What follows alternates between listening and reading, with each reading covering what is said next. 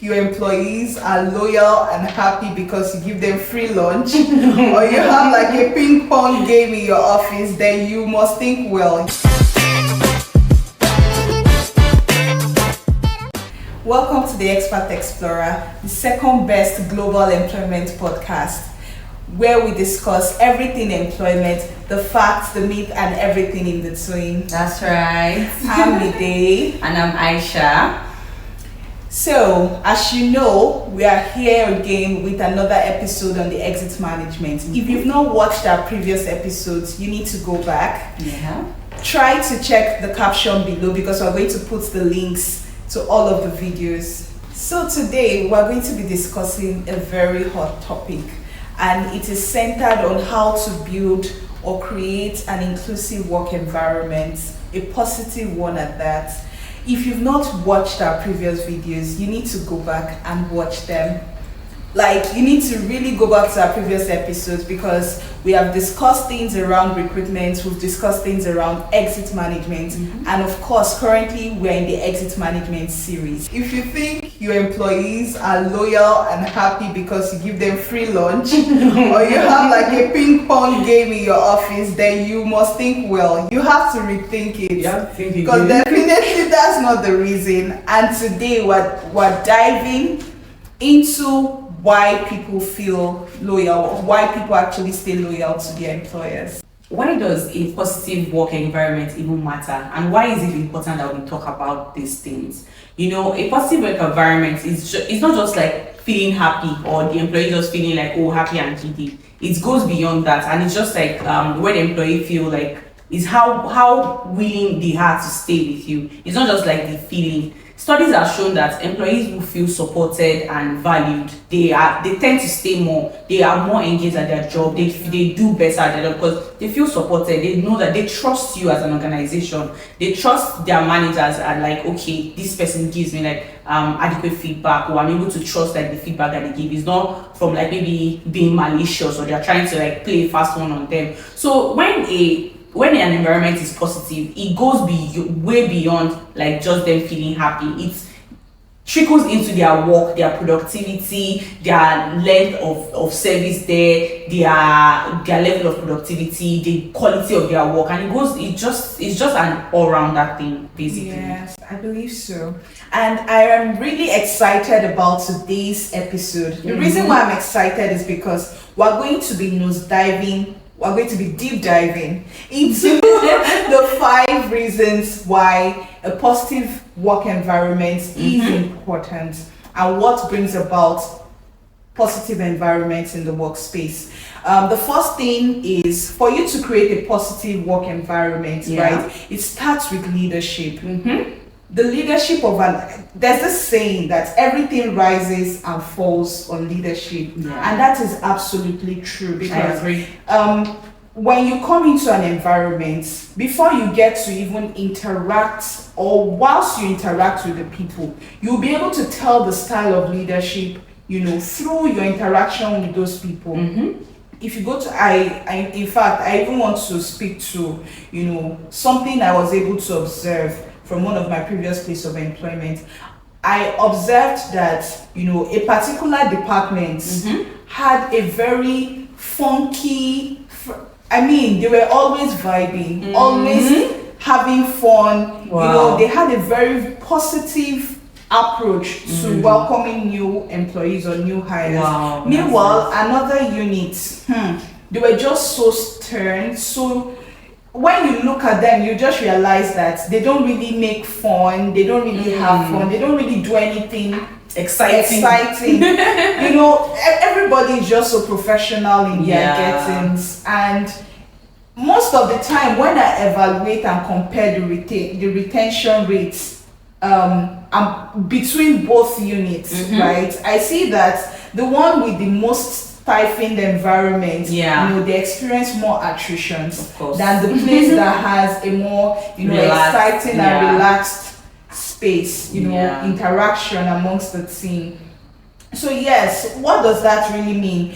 Or what did I observe the most? What I observed was that, you know, the leader of that team, that's the place where they were always vibing, right? I observed that he was the one that created that atmosphere. Space, wow. When it comes into the workspace, he's always making fun, having fun with the team, joking with them, getting into their daily lives, asking them certain questions. I remember there was a time one of them actually put to bed. He went to visit the lady in her house. And it also shows to say that the person is deliberate about the activities or the things surrounding his team members. But on the flip side, the other units, even when people go on sick leave, just a simple call to say, oh, we are feeling better. In fact, there was a report on a particular person that the person was put in a psychiatric hospital.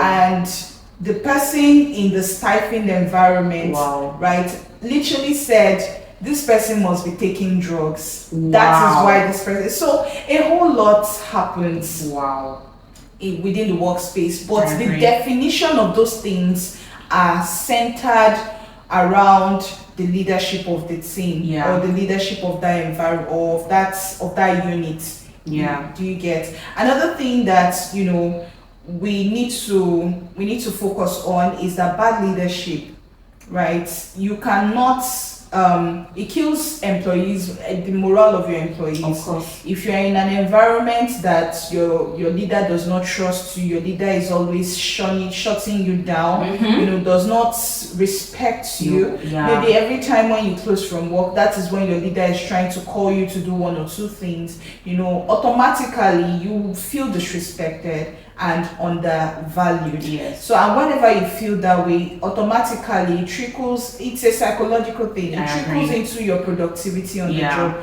It trickles into your interaction with the team. Because if you were a manager, you would also want to do the same. Unless you say that's normal. Unless if you're a disciplined person. For instance, I experience persons who call me outside of work hours, but I would not do that to other people because it's my personal discipline. It's my own personal value. Something I don't like to do because I respect other people's time. But some other people might not think in that way and would apply the same energy or the same behavior to their junior staff. I agree with you. There's a part that comes with like recognition and appreciation as well. One of the things that can help like retain employees is appreciation and recognition. It's you have to imagine if you are doing something, just take for example, you are doing something and there is no feedback. There is no recognition. There is no appreciation for what you are doing. Like, you do, like your team member does something.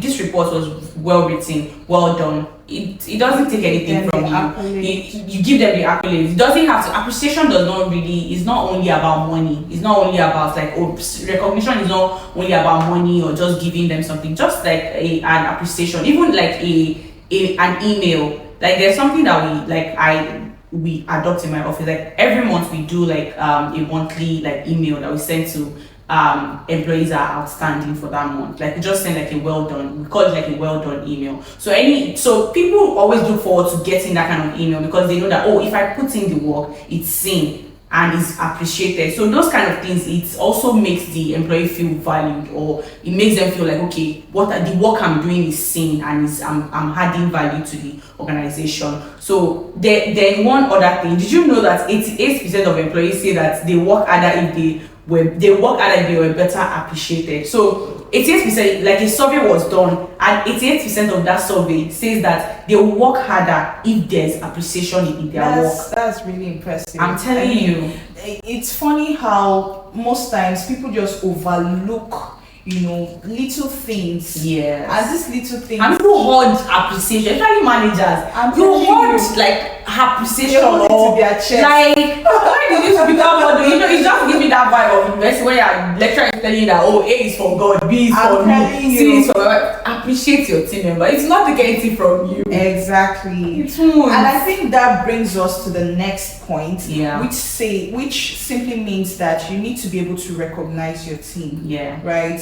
Even though whilst you're appreciating them, you also recognize their efforts. Of course. You know, there are some people that are just terrible leaders. They don't know how to give the right appreciation and recognition when due. So there's a difference between appreciating people, and there's another part of it that requires recognizing that this person is actually putting in an effort. Yeah. You know, appreciation feels like the aftermath of what you've achieved. Yes. But recognition simply means that even whilst on the journey, right, you recognize the person's efforts. You see the person's input, and then you give the person the right accolades. The encouragement, words of you motivate the person and stir up the person's morale. Yeah, I was even going to say, like, appreciation that we're saying is not only like, even just giving feedback too is a form of like recognition. If somebody is not hitting the mark as you expect, giving them feedback shows that you value them, not just like keeping quiet and just say, oh, you're not doing your work. What are they not? There are managers that will just be, oh, you did something, maybe you design, maybe a graphic designer designed something, like, oh, this is not good enough. What is not good about it? I agree. Give like proper feedback, like, oh, I feel like this color can be better. I feel like, oh, this color doesn't match our brand color. Like, just give proper feedback. It doesn't take anything from you. Not just like, oh, must I appreciate everybody? Like, just giving feedback, like, oh, this this thing, oh, you wrote it well, I think this is going to be better next time. Do it this way, do it this way. That's how to manage people. That's how you manage someone and you teach someone, not just by like holding like your feedback. Like, what do you want to buy this? Do you want to guys buy something in the market? Then I think the third thing should be creating a safe and inclusive environment. That is an environment where people do not feel excluded. Because there's this thing that if you feel like you do not belong, right, automatically you begin to question your essence, right? You begin to have personal questions, throw personal questions at yourself that might not necessarily spur you to contribute at the level expected, you know, within that unit or within that group.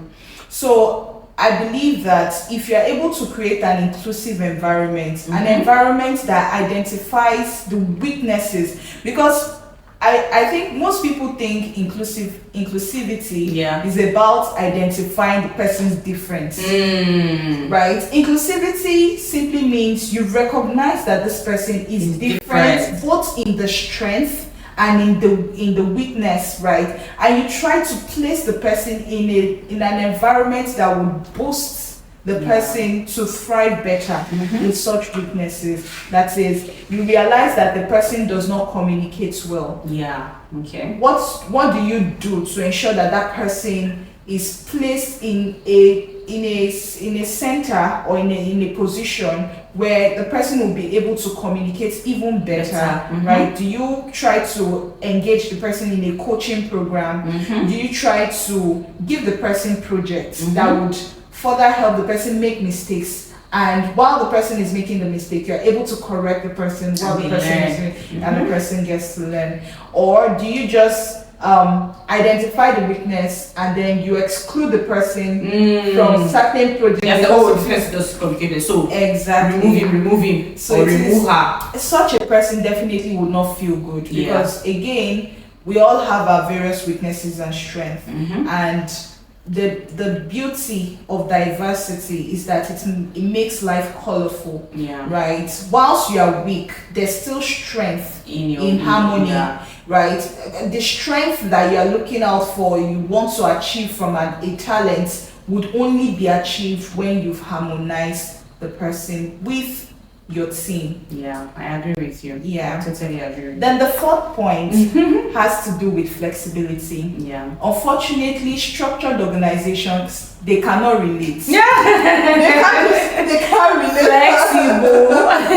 They can't relate because most of the structured organizations already have policies. They have structures, quite bureaucratic, and there are so many red tapes in. And because of that, when they want to engage you for certain things, when you want to do certain things and say that, oh, this thing is already archaic, it's traditional, why don't we try to push it up a little, and be flexible around this particular meet process. a lot of like pushbacks. Like, Yes. no, they are stuck in the old way. Exactly. Yeah, I agree with So such things actually demoralizes people that are creative.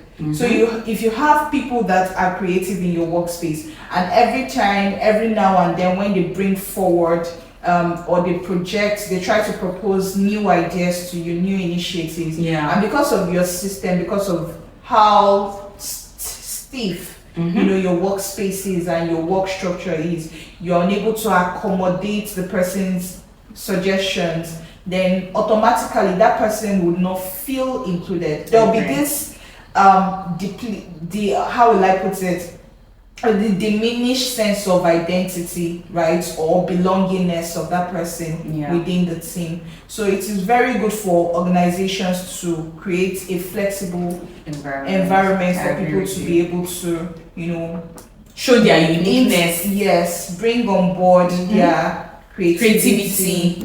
Yes. I think the last but not the least is also encouraging a work-life balance. So most people nowadays, they say things like work-life balance is not a reality because you really cannot balance work with your other life. Yes. So people have now conceptualized it to being work-life harmony.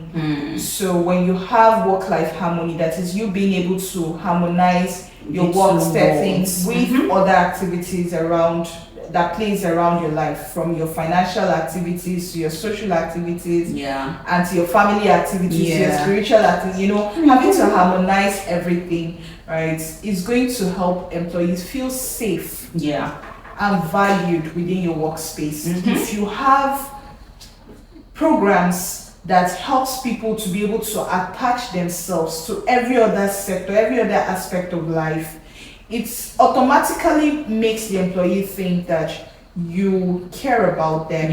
When it's you're not just a positive employer. It's not just about work. Exactly. What other exciting thing are they gaining? Yes. I agree with you. What other environment are you creating? To help the person, unwind. To help the person relax. Even whilst at work. I know of so many workspaces that have game centers. Of course. And that is to say that even though we started by saying that's not the reasons why employees are happy, I just feel it helps. Yes. When people are feeling stressed and burnt out. Yes. For instance, at my place of work, there are some offices that have lounges, right, where you can go and watch a match. Now play like PS5. Yes. Play all these football, like different games. Yes, and they made it so compulsory that you are not allowed